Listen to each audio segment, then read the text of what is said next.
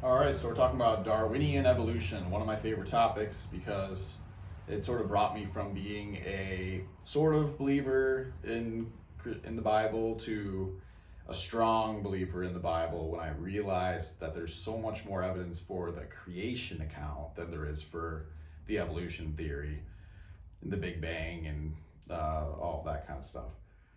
So, I'm a student at Rockbridge Theological Seminary, and in our class, we were challenged with this question to address one of the liberal ideologies that emerged during the either the 19th or the 20th century that attacked Christian core beliefs and values and the validity of the Bible. And so I chose Darwinian evolution because I have sort of a personal experience with that. And so, Charles Darwin in 1859, he published his book, and it has this really long title. It's called On the Origin of Species by Means of Natural Selection, or the Preservation of Favored Races in the Struggle for Life. So, this claims that all life evolved over millions of years from a single common ancestor. Later, they shortened the title of the book to just be On the Origin of Species. And so they deleted that part, which talks about the preservation of favored races. Probably for a good reason. Hitler was heavily influenced by this book, especially that part of this book. And Darwin expands on this in his later book that he wrote, The Descent of Man. So there's certain within the chain of evolution, there's certain species of humans that were more highly evolved than others. I think you can guess which ones he's talking about.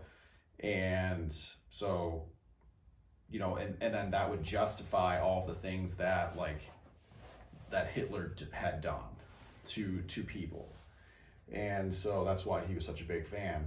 A quote from Darwin: probably all the organic beings which have ever lived on this earth have descended from one primordial form in which life was first breathed. So you have evolutionists, they have to assert that all living life came from one common ancestor. And they have to assert that because there's no observable evidence to prove it.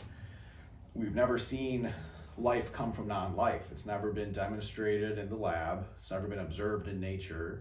And so it's purely a religious belief. And unfortunately, it's made its way into the public school system. The Carnegie Foundation for the Advancement of Teaching, CFAT, which was established in 1905, is partly to blame for that. And so this had a tremendous impact on biblical creationism, which was taught in schools until the mid-20th century.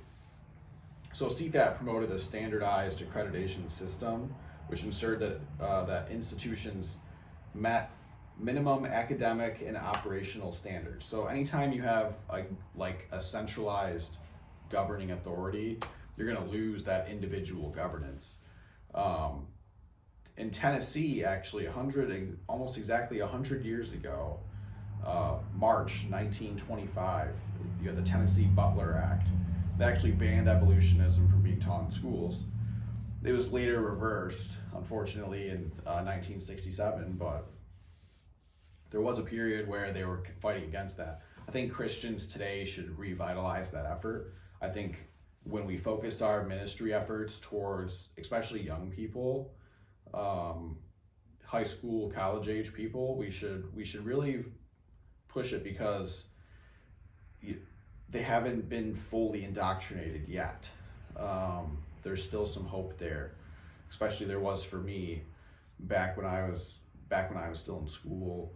And so watching different Baptist preachers online, like Kent Hovind, he has a ministry that revolves around dismantling evolution theory, and I recommend people check that out. It's Kent Hovind Official on Rumble.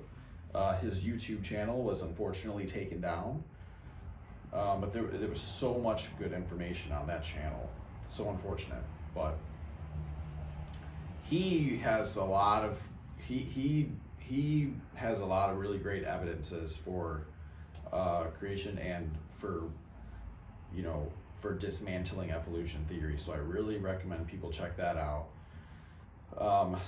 And it's like, where do you even begin? Like there is so much evidence to support creation theory over the evolution theory. It's mind-boggling that people still believe in evolution. It's because nobody wants to do the research. That's why. They just want to believe what they're told, what Neil deGrasse Tyson tells them on the History Channel, right? Or National Pornographic, right? So it takes more faith to be an evolutionist, really. When you look at the layers of rock, we that is a consistency found around the globe. Where did the layers come from? How did the layers form? A global flood is actually it's actually demonstrable that we can show that floods, at least localized floods, form layers of rock, sediments. So on a global scale, you would have the same outcome. But that's just one example. But honestly, like at the end of the day, it's really up to the evolutionist. The burden of proof is on them to prove that their theory is true.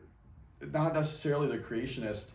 We don't have to disprove evolution. Really, it's our tax dollars funding this religion being taught in school. It's on the evolutionist the burden of proof is on them to show that their theory is true.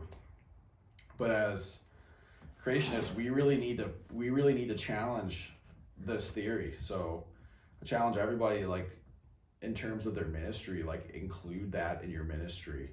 And especially when you're ministering to like people around like in their like 20s and younger, really push that as a part of your ministry. So it was a big help to me. So just wanted to share that, and thanks for listening, and until next time, God bless.